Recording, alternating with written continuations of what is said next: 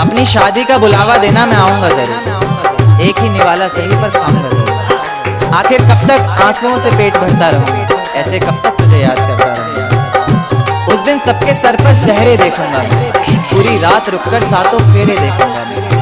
वो 7 वचन जब लोगी तुम, ईश्वर की कसम जब लोगी तुम, तुम्हारी आंखों में शर्म देखनी है मुझे।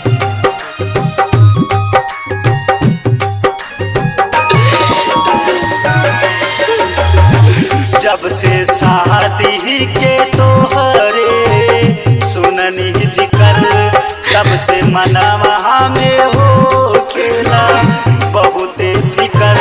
जब से शादी के तोहरे सुननी जिकर, तब से मनवा में हो खेला बहुत फिकर।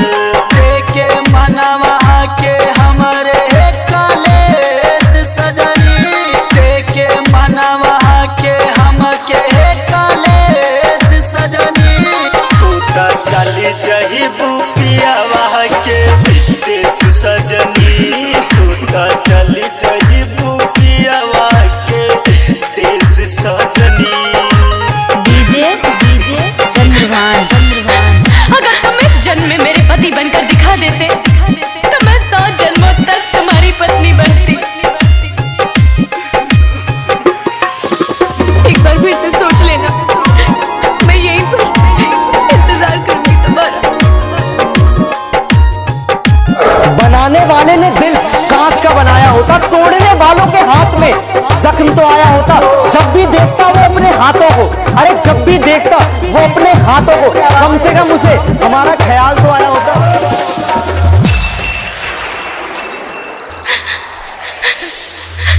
मन के कोठरिया हमर कई के तू सुन हो, पिया संगे अपन मानई बुहानी मून हो।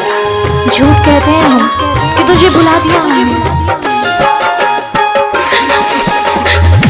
मन के कोठरिया हमर कई के तू सुन हो, पिया संगे अपन हे मानई बुहानी मून। कैसे जिया तानी ले बहोना सनेस सजनी, कैसे जिया तानी ले बहोना सनेस सजनी।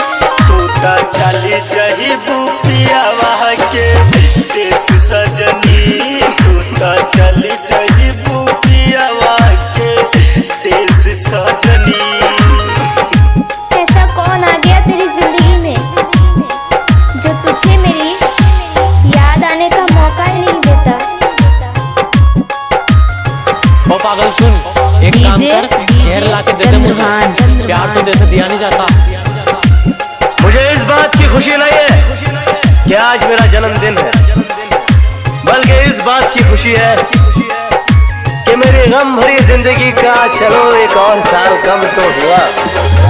माटी बनाई देहलू मनवा के सपना, पियावा के अपने सजैबू घर अंगना। 4 दिन बाद मेरी शादी है।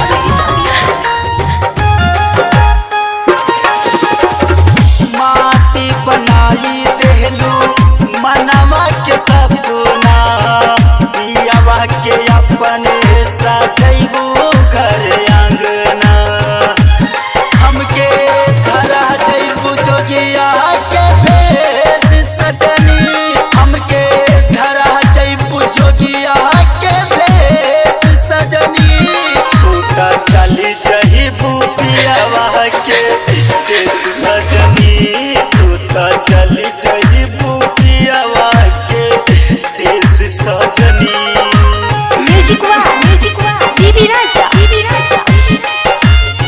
मत रख हमसे वफा की उम्मीद, हमने हरदम बेवफाई ही पाई है।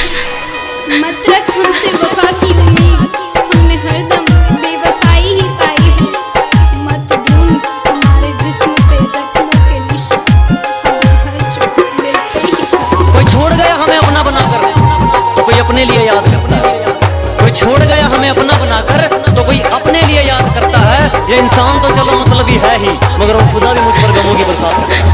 कितना मनाई बाकी माने नहीं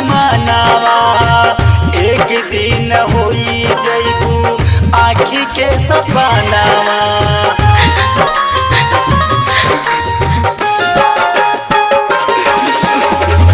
केतना मनाई बाकी माने नाही मनवा, एक दिन होई जइबू आखी के सपनावा।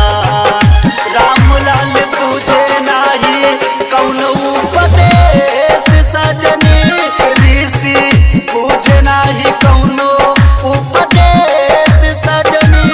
तू त चली जइबू पियवा के देश सजनी, तू त चली जइबू पियवा के देश सजनी। जब से शादी के तोहरे सुननी जिकर, तब से मनवा में हो खेला बहुते फिकर। देखे मनवा के हमारे कलेश सजनी, देखे मनवा के हमके कलेश सजनी। तू त चली जइबू पियवा के देश सजनी।